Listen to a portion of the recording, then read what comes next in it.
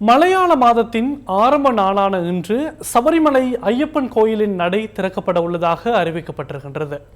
எதிர்வரும் 19ஆம் தேதி நடைபெறவுள்ள பூஜையில் இந்திய குடியரசுத் தலைவரும் பங்கேற்க இருப்பதாக தகவல் வெளியாகி இருக்கின்றது. இது தொடர்பான முழுமையான தகவல்களை இந்த காணொலியில் பார்ப்போம். அனைவருக்கும் வணக்கம். நான் காளிமுத்துச்சந்திரன்.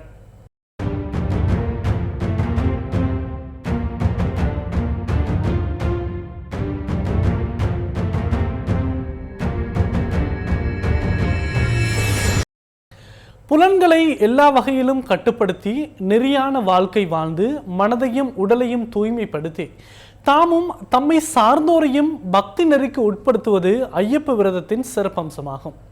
அந்த வகையில் மனிதனை புனிதனாக்கும் அதி உன்னதமான விரதமாக ஐயப்ப விரதத்தை அடையாளப்படுத்த முடியும். தான் என்னும் அகந்தையை ஒழித்து ஐயப்பனை சரணடைவது ஒருமுகமாக வழிபட்டால் ஐயப்பனின் அருட்கடாட்சம் குறைவின்றி கிடைக்கும் என்பது உலகளாவிய ரீதியில் இருக்கின்ற ஐயப்ப பக்தர்களின் அசையாத நம்பிக்கையாகும்.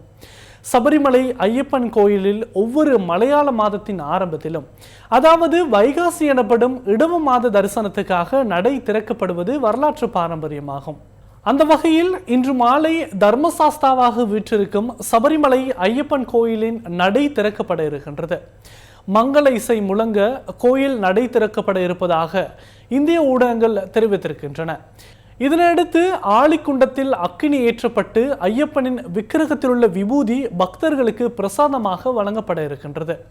பூஜைகள் எதுவுமின்றி நடையை சாத்துவதற்கு தீர்மானிக்கப்பட்டுள்ளதாக இந்திய ஊடகங்கள் செய்தி வெளியிட்டிருக்கின்றன. அதன் பின்னர் நாளை அதிகாலை நடை திறக்கப்படவுள்ளதாகவும் அறிவிக்கப்பட்டிருக்கின்றது. எதிர்வரும் 19ஆம் தேதி வரை தொடர்ச்சியான பூஜை வழிபாடுகள் நடைபெற உள்ளதாகவும் இந்திய ஊடகங்கள் அறிவித்திருக்கின்றன.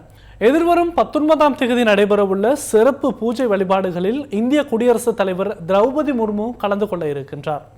இந்திய குடியரசுத் தலைவர் கலந்து கொள்ள உள்ளமையால் எதிர்வரும் 18 மற்றும் 19ஆம் தேதிகளில் பக்தர்களுக்கான அனுமதி ரத்து செய்யப்பட்டிருப்பதாக இந்திய ஊடகங்கள் செய்தி வெளியிட்டிருக்கின்றன.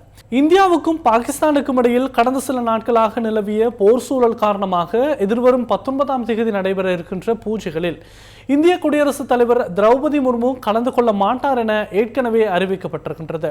எவ்வாறாயினும் தற்போது இந்தியாவுக்கும் பாகிஸ்தானுக்கும் இடையில் போர் நிறுத்தம் அமுல்படுத்தப்பட்டிருக்கின்றது. இதனால் எதிர்வரும் 19ஆம் தேதி நடைபெறவுள்ள சபரிமலையில் நடைபெறவுள்ள பூஜைகளில் இந்திய குடியரசுத் தலைவர் திரௌபதி முர்மு கலந்து கொள்வார் என அறிவிக்கப்பட்டிருக்கின்றது.